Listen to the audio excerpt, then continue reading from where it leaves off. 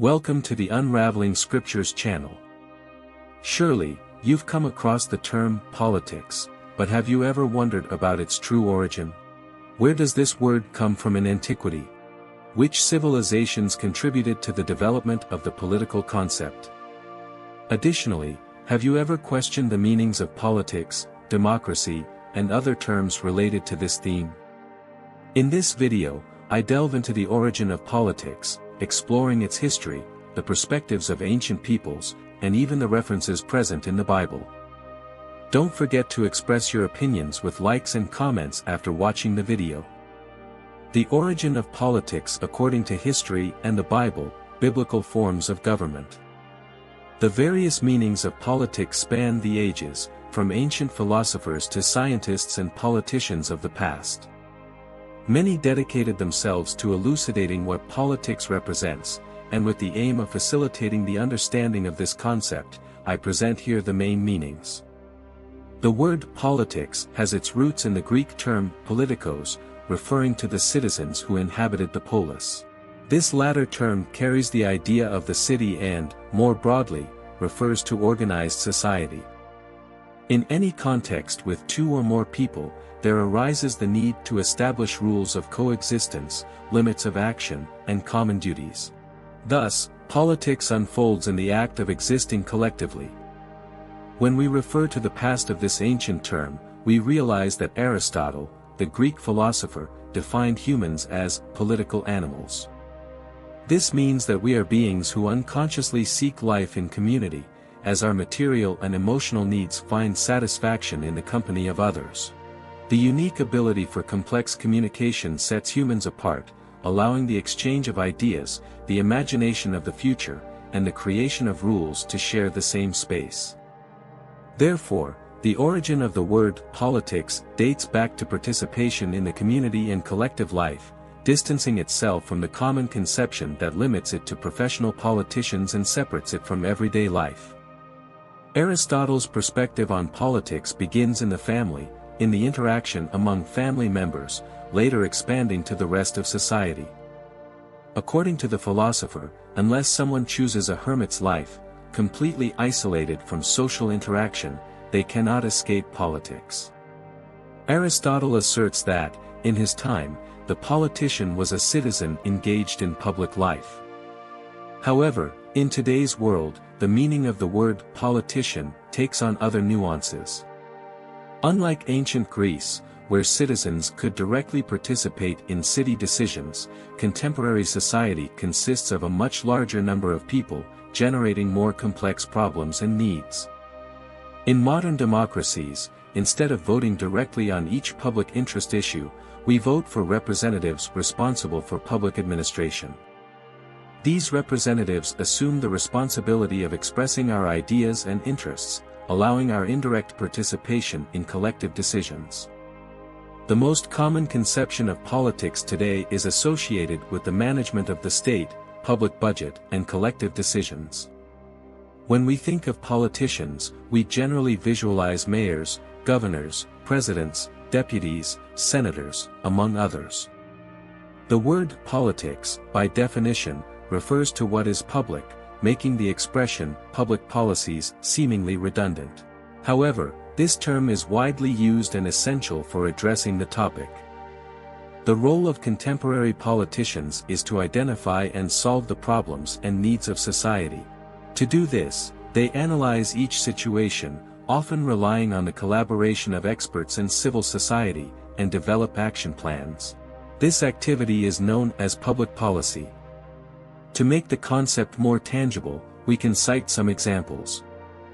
Public policy is the implementation of politics in a way that impacts the lives of citizens, directing actions such as income redistribution programs, the provision of healthcare and education services, public security strategies, among others. Despite these positive aspects, it is undeniable that politics also has a negative side.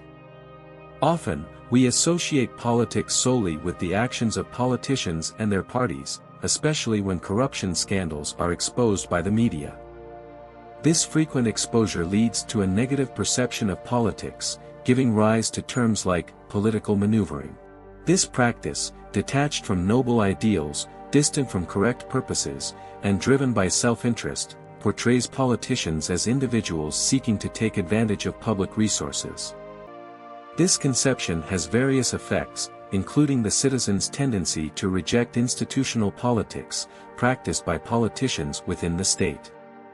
This distancing provides more freedom to individuals uncommitted to the public interest, resulting in the breakdown of citizens' trust in the political class.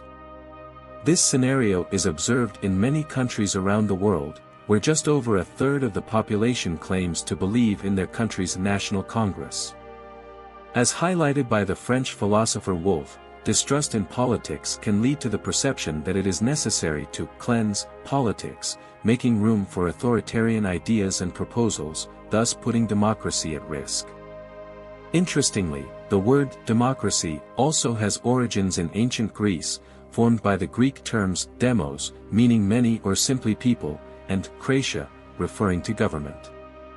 Exploring the forms of government of ancient peoples, especially those described in the Bible, it is valid to question what the biblical form of government would be. Initially, when addressing the forms of government of ancient Semitic peoples, such as the Akkadians, Arameans, and Assyrians, before the emergence of an absolute king over the entire population, it is observed that they were governed by tribal chiefs. The Semitic peoples, like the Akkadians, Arameans, and Assyrians, were ruled by renowned tribal chiefs. Before the establishment of an absolute king to rule over the entire population, these ancient Semites experienced the leadership of tribal chiefs. The early Assyrian kings, for example, are mentioned as inhabitants of tents, predominantly those who moved from one region to another in the land of Assyria. Thus, these tribal leaders individually governed each of the tribes of the ancient Assyrian people. The Aramean tribes and those of the Assyrian people, soon after the era of tribal leaders, came to be ruled by absolute leaders over the Semitic peoples, known as ancient kings. Now, regarding the ancient Sumerians, they also had their ancient monarchs, just like the Semitic peoples. However, the Sumerians were not Semitic. Their ancient form of monarchy involved a king who ruled over them. Few are familiar with this aspect, but for those not acquainted, in the ancient times of the Sumerians, the first king after the flood was Nimrod, a Sumerian and descendant of Cush, as mentioned in the book of Genesis, chapter 11. We have already discussed the Assyrians, Arameans, and Akkadians.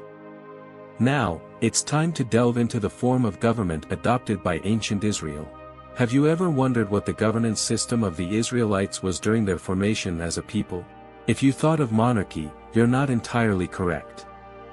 Now, let's explore the form of government that the Israelites had during their early development as a people. Initially, they were led by a patriarchal governance structure, where the patriarch, known as Rabbah or Aba in ancient Aramaic, was the leader. The patriarch was considered the father of everyone around him, tasked with the duty of caring for, overseeing, and protecting those under his leadership. He played the role of advisor and judge for all, establishing the initial form of Israelite governance as patriarchal leadership. During this period, patriarchs were respected as initial tribal chiefs and originators. After the era of the patriarchs, the Israelites spent a long period in Egypt. Upon leaving Egypt, they were led by prominent leaders from among the people of Israel, such as Moses and Joshua. Tribal leaders, also known as chiefs of the people, played crucial roles. During Joshua's time, each tribe had its own tribal chief, totaling 12 tribal chiefs, in addition to Joshua.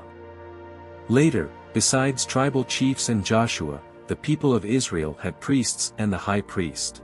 The latter was seen as a figure akin to a judge, also serving as an advisor for the entire community. Following Joshua's era, the ancient judges of Israel emerged, so named because they judged the people. It is crucial to emphasize that these judges, as exemplified by Deborah, were not exclusively male. During this period, the Israelites were judged and led by various chosen judges, often through divine intervention. The first judge of Israel, named Othniel, inaugurated a series of leaders who governed all the tribes of Israel. Subsequently, the monarchy of Israel began, representing a divine monarchy in which the king was anointed by God, considered a prophet, Nebi in Aramaic or Navi in ancient Hebrew. This anointed king led over all the people of Israel. Saul was the first king, followed by David, marking the beginning of the monarchical era in Israel. The ancient Sumerians referred to their king, the chief ruler, as Lugal in ancient Sumerian. The Akkadians used the term Sharum or Saru for the king and Sharatu or Saratu for the queen in ancient Akkadian. In ancient Aramaic, kings were called Malka, figures of great authority, known today as governors, called Shalita or simply Shultan in Aramaic.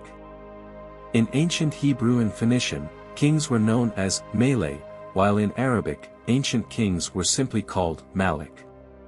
Thank you to everyone who has followed the video so far.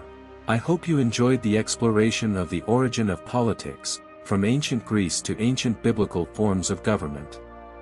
Share the video with those interested in this topic.